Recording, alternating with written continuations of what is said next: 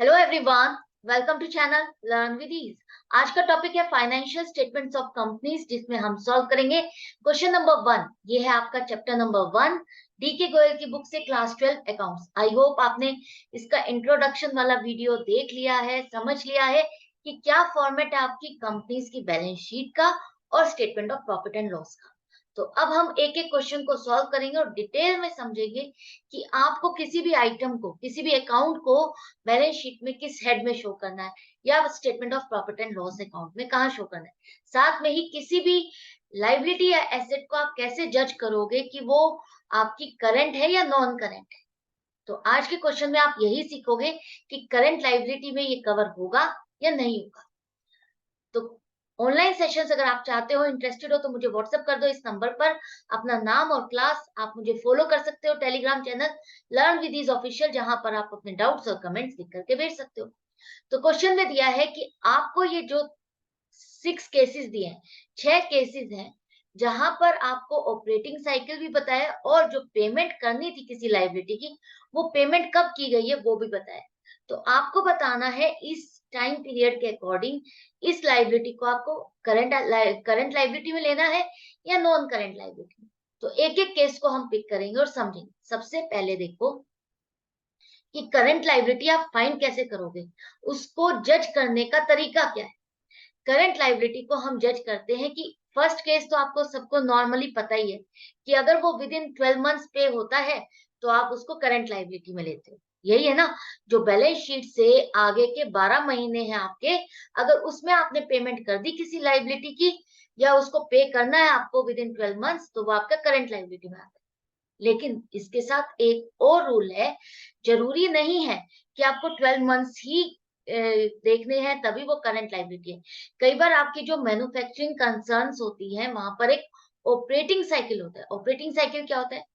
जब एक ऑर्गेनाइजेशन, कोई भी कंपनी प्रोडक्शन का काम करती है, मैन्युफैक्चरिंग का, तो वो क्या करती है? रॉ मटेरियल परचेज करेगी। रॉ मटेरियल परचेज करने के बाद उसको प्रोडक्शन में लगाएगी, मैन्युफैक्चरिंग करेगी। मैन्युफैक्चर करके जो स्टॉक आपका तैयार होगा उसको सेल के लिए भेजा जाएगा, और सेल करने के बाद आपके पास जो पैसा आएगा, दोबारा से आपने रॉ मटेरियल खरीदा, दोबारा से उसको प्रोडक्शन में लगाया और दोबारा से सेल की। तो ये जो आपका साइकिल चल रहा है, एक बार स्टॉक खरीदना, फिर प्रोडक्शन में लगाना, फिर सेल करना, ये जो पूरा साइकिल है, यही आपका कहलाता है ऑपरेटिंग साइकिल। ये ट्रेडिंग का भी हो सकता है कि आपने सामान खरीदा और बेचा कितने टाइम पीरियड में, और फिर से खरीदा और बेचा। तो वो किसी भी चीज में है, मैन्युफैक्चरिंग में ही नहीं, किसी भी चीज में है कि आप कोई भी अपना बिजनेस, उसका एक जो साइकिल है करने का, कोई सर्विस दे रहे हो तो वो सर्विस आपने स्टार्ट की और वो कब जा करके एंड हो रही है, उसका पूरा होने का जो साइकिल है, वो आपका टाइम पीरियड ऑपरेटिंग साइकिल कहलाता है। तो ऑपरेटिंग साइकिल आपका 12 मंथ से ज्यादा भी हो सकता है और कम भी हो सकता है। तो अगर कोई लाइबिलिटी आपने विद इन ऑपरेटिंग साइकिल भी पेमेंट कर दी है, तो भी वो आपकी करंट लाइबिलिटी के हेड में आएगा, करंट लाइबिलिटी की कैटेगरी में आएगा। तो फर्स्ट कैटेगरी क्या हो गई? आपको क्या देखना है, क्या ये लाइबिलिटी आपने विद इन ऑपरेटिंग साइकिल पे की है। तो 12 मंथ से पहले आपको फर्स्ट कैटेगरी ये देखनी है कि अगर आपके पास क्वेश्चन में ऑपरेटिंग साइकिल का पीरियड दिया है, तो क्या वो लाइबिलिटी ऑपरेटिंग साइकिल के अंडर पेमेंट हुई है। अगर ऑपरेटिंग साइकिल के अंडर पेमेंट नहीं हुई, तो दूसरी कंडीशन से इसको पास करना होगा। दूसरी कंडीशन क्या है? क्या वो 12 मंथ्स में पेमेंट हुई है। अगर ये दोनों में से एक भी कंडीशन वो सेटिस्फाई कर देता है, तो आपकी वो करंट लाइबिलिटी में कवर हो जाएगी।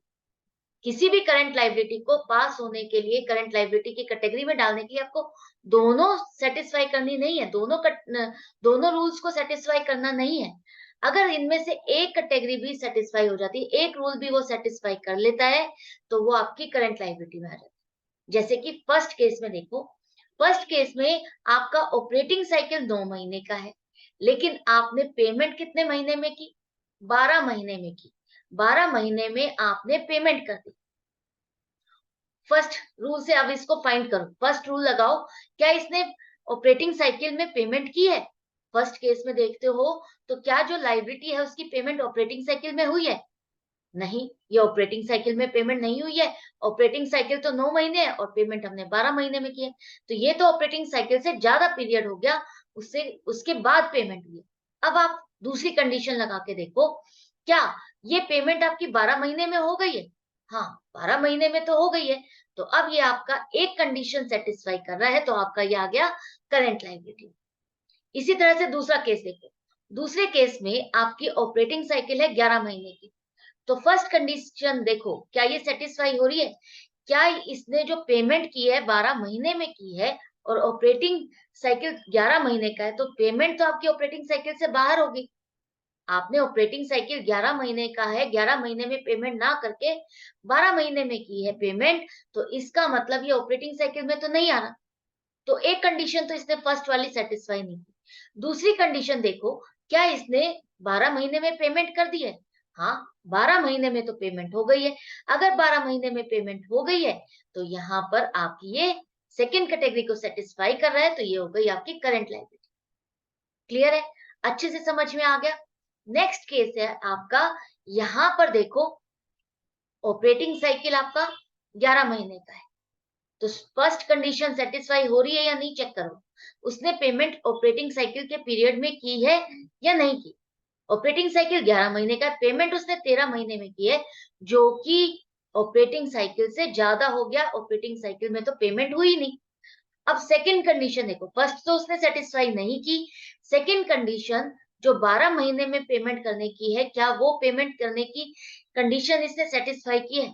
12 महीने वाली कंडीशन भी इसने सेटिस्फाई नहीं की है। तो दोनों कंडीशन इसने सेटिस्फाई नहीं की है। ना ही इसने ऑपरेटिंग साइकिल में पेमेंट की है और ना ही विद इन 12 मंथ्स की है। तो दोनों कंडीशन सेटिस्फाई नहीं हुई। तो ये है आपकी नॉन करेंट लायबिलिटी। क्लियर है? अच्छे से समझ में आ गया? नेक्स्ट है आपका, यहां पर देखो, ऑपरेटिंग साइकिल आपका 18 महीने है। ऑपरेटिंग साइकिल आपका 18 महीने है और पेमेंट आपने कब की? 20 महीने में। तो ऑपरेटिंग साइकिल 18 महीने में इसने पेमेंट की है? नहीं, बिल्कुल नहीं की। ऑपरेटिंग साइकिल में पेमेंट नहीं की, तो फर्स्ट कंडीशन तो सेटिस्फाई ही नहीं हो रही। अब दूसरी कंडीशन, क्या इसने 12 महीने में पेमेंट की है? 12 महीने में भी पेमेंट नहीं की, 20 महीने में की है। तो ये तो दोनों ही कंडीशन सेटिस्फाई नहीं करा। ना ही ऑपरेटिंग साइकिल में पेमेंट की है, ना ही विद इन 12 मंथ्स पेमेंट की है। तो ये आपकी क्या हो गई? Non current liability. दोनों ही कंडीशन सेटिस्फाई नहीं की, तो नॉन करेंट लायबिलिटी हो गई। फिफ्थ केस देखते हैं आप। अब यहां पर देखो, ऑपरेटिंग साइकिल है 18 महीने, पेमेंट आपने 16 महीने में की। तो क्या इसने पेमेंट ऑपरेटिंग साइकिल में कर दी है? फर्स्ट कंडीशन, क्या इसने ऑपरेटिंग साइकिल में ही पेमेंट कर दी है? ऑपरेटिंग साइकिल 18 महीने का है, पेमेंट इसने 16 महीने में की है। हाँ, ये ऑपरेटिंग साइकिल में ही कवर हो रहा है। ऑपरेटिंग साइकिल के पीरियड में ही इसने पेमेंट कर दी है। तो ये आपकी एक कंडीशन सेटिस्फाई हो गई है। तो आपकी ये करंट लायबिलिटी होगी। अगर फर्स्ट कंडीशन में ही ये सेटिस्फाई कर जाता है कि ऑपरेटिंग साइकिल में पेमेंट हो गई है, तो आपको नेक्स्ट कैटेगरी देखने की, नेक्स्ट कंडीशन देखने की जरूरत नहीं। फिर भी अगर देखते हो, तो यहाँ पर तो ये तो 12 महीने से ऊपर हो गया। तो सेकंड कंडीशन तो सेटिस्फाई हो ही नहीं रही। लेकिन फर्स्ट कंडीशन जो ऑपरेटिंग साइकिल में पेमेंट करने की है, वो इसने सेटिस्फाई कर ली है। ऑपरेटिंग साइकिल के अंदर पेमेंट कर दी है। ऑपरेटिंग साइकिल 18 महीने का था, पेमेंट उसने 16 महीने में की है। तो ये आपका करंट लायबिलिटी में आएगा, नॉन करंट में नहीं। ध्यान रखना है आपको। अगर ऑपरेटिंग साइकिल में पेमेंट कर देता है, तो वो आपकी करंट लायबिलिटी है। नेक्स्ट केस, ऑपरेटिंग साइकिल आपका है 10 महीने का और पेमेंट आपने 12 महीने में। तो फर्स्ट कंडीशन, क्या इसने ऑपरेटिंग साइकिल में पेमेंट की है? ऑपरेटिंग साइकिल तो 10 महीने का है, पेमेंट इसने 12 महीने में की है। तो ऑपरेटिंग साइकिल से तो बाहर हो गया ये। ऑपरेटिंग साइकिल के अंदर तो पेमेंट की ही नहीं ना। तो अब दूसरी कंडीशन सेटिस्फाई करता है या नहीं, ये चेक करो। क्या इसने पेमेंट 12 महीने में की है? हाँ, 12 महीने में तो पेमेंट हो गई। तो फर्स्ट कंडीशन ऑपरेटिंग साइकिल वाली सेटिस्फाई नहीं की है, लेकिन दूसरी कंडीशन 12 महीने में पेमेंट करने वाली इसने सेटिस्फाई कर दी है। तो अब ये आपकी क्या हो गई? Current life. तो आई होप आपको समझ में आ गया कि करंट लायबिलिटी को फाइंड करने के लिए, करंट लायबिलिटी है या नहीं, इस कैटेगरी में हम डालें या नहीं डालें, उसको जज करने के लिए सिर्फ आपको ये दो चीजें याद रखनी है। दोनों में से अगर एक भी कंडीशन सेटिस्फाई कर देता है, तो वो आपकी करंट लायबिलिटी की कैटेगरी में कवर होगा। आई होप ये क्वेश्चन आपको अच्छा लगा होगा, मेरे समझाने का तरीका भी अच्छा लगा होगा और आपको समझ में भी आ गया होगा। डाउट या कंफ्यूजन के लिए कमेंट सेक्शन है जहां लिख करके भेज सकते हो, आप पूछ सकते हो। मैं हमेशा रिप्लाई करती हूँ आपको।